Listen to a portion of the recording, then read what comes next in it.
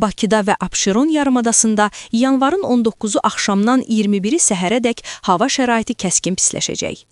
Milli Hidrometeorologiya Xidmətinin xəbərinə görə, ərazi üzrə arabir yağıntı, bəzi yerlərdə isə sulu qar və qar yağacağı gözlənilir.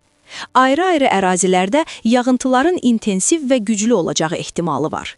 Şaxtalı gecələr başlayır.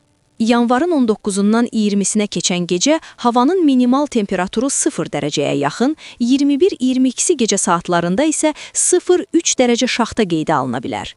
Çovğun və güclü külək təhlükəsi.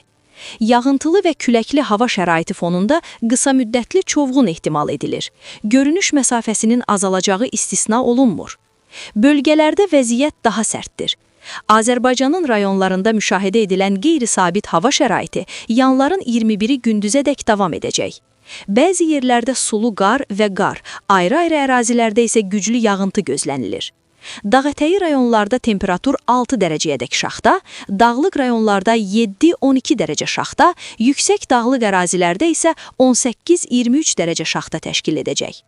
Ölkə ərazisində, xüsusilə dağlıq və dağətəyi rayonlarda yolların buz bağlaması gözlənilir.